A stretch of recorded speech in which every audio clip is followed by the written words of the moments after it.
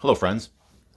This is another in my Confessions of a Comic Junkie series. This is actually number 2. And I'm filming this right now. It's the week of March, I think 15th, 2021. And I found out just yesterday, as a matter of fact, that a landmark, iconic comic series debuted 35 years ago this week, the week of March 17th, 1986. Now, I thought this would make a perfect topic for a video since I have the series, and I'm going to show this to you in a moment, but just to give a little build-up, this comic changed the way, not only the way we looked at the character, the main character of the title, up to this present day, but it also ushered in a wave of copycats, parodies, and a whole style of storytelling that was a whole lot darker than what came before.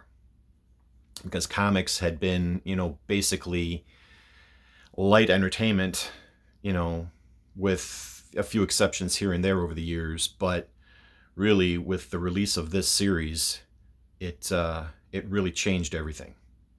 And it's probably, well, I think it's the greatest comic of the 80s by far. And I'll explain that, but I think it very well stands the test of time, and it's held up, and it's something that I've reread many times, and I'll probably reread many times more. I'll get to it.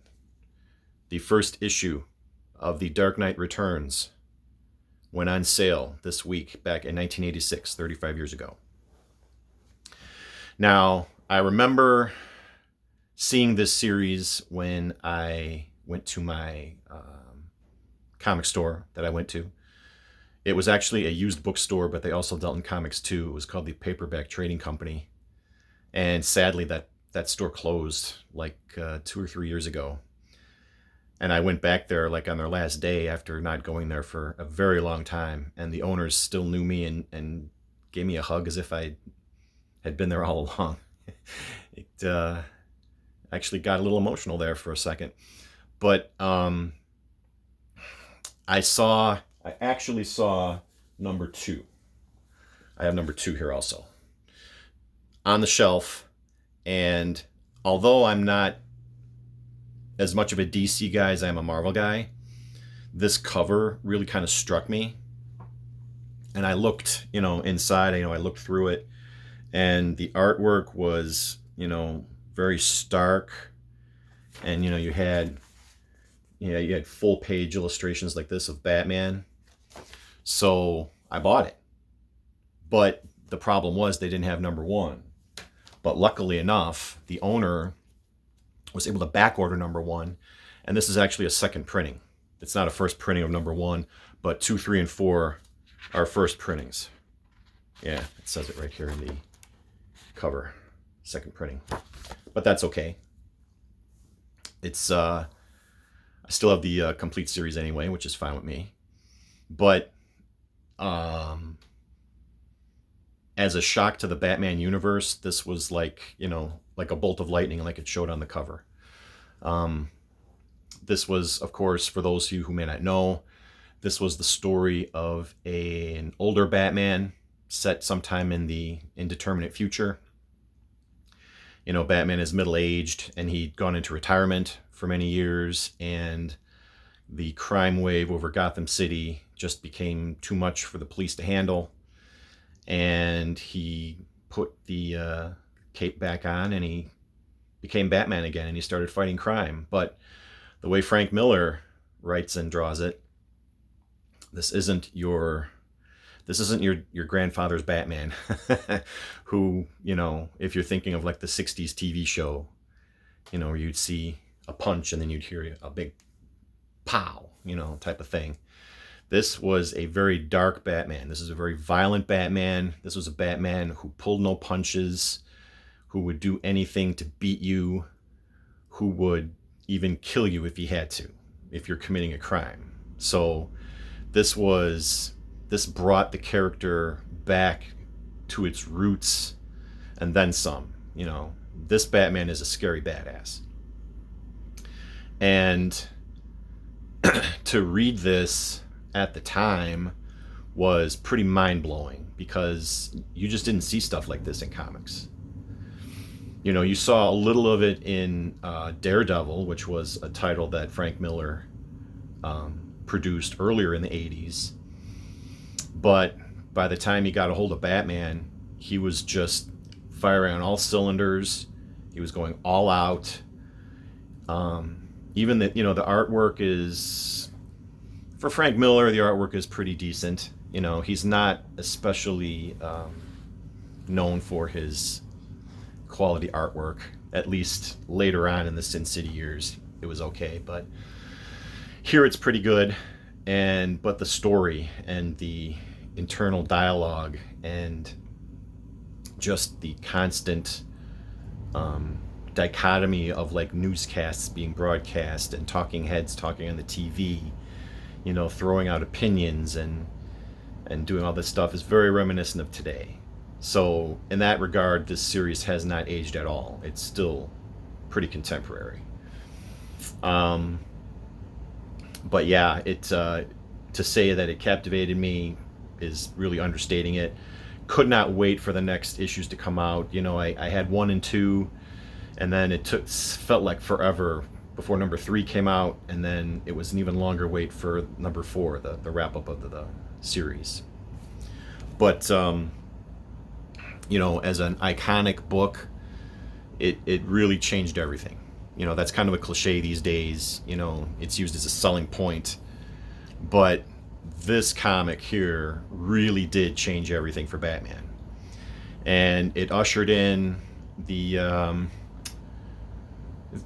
grim and gritty wave of comic book storytelling, which is basically what it was called. So after this series, you got a lot more heroes, you know, doing more harder hitting, darker themed stories.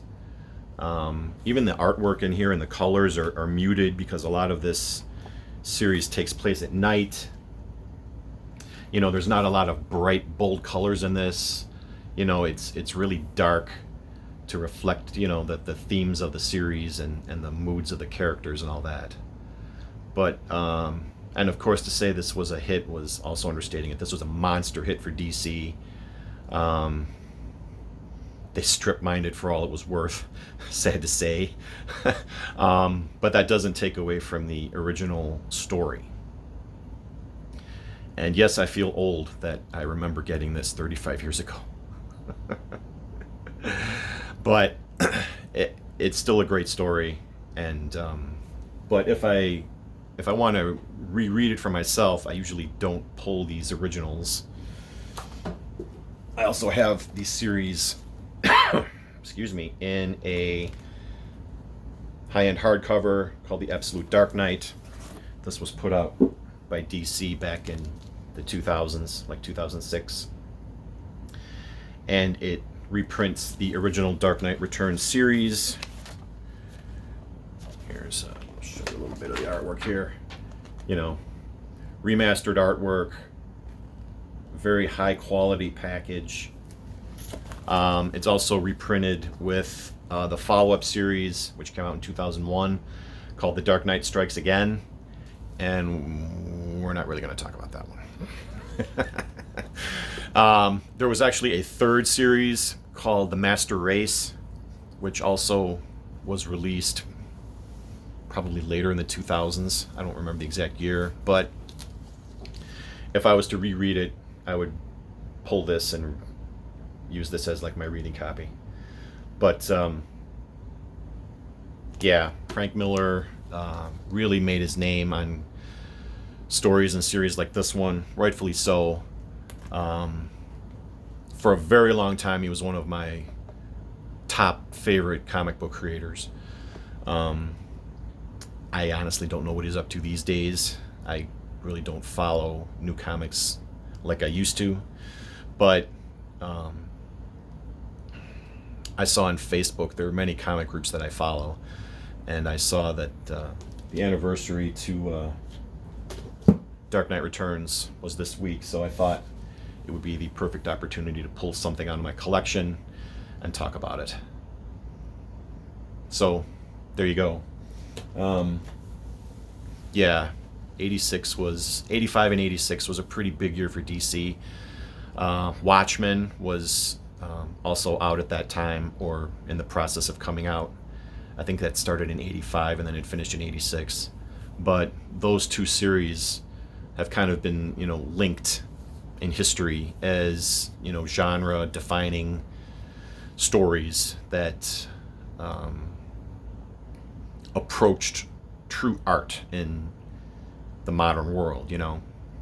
There were stories that broke out of the monthly floppy comic stereotype and reached a wider array of readers who may not be comic book fans necessarily, more casual people reading. So, and even in the movies, like especially Batman versus Superman, you see the suit of armor that Bruce Wayne puts on is very much like the suit of armor that he fights Superman in number 4. Just his attitude, his look was so defining of the character for so many years now that you can't deny the importance of that comic when it came out, to say the least. So, yeah, happy anniversary to the Dark Knight Returns. It's really good stuff. I'll probably reread it again soon now that I'm thinking about it. So, yeah, that's going to be it for this video. Thank you all for watching. Hope you're liking this, and there will be more to come soon. So until then, peace, and I'll see you soon.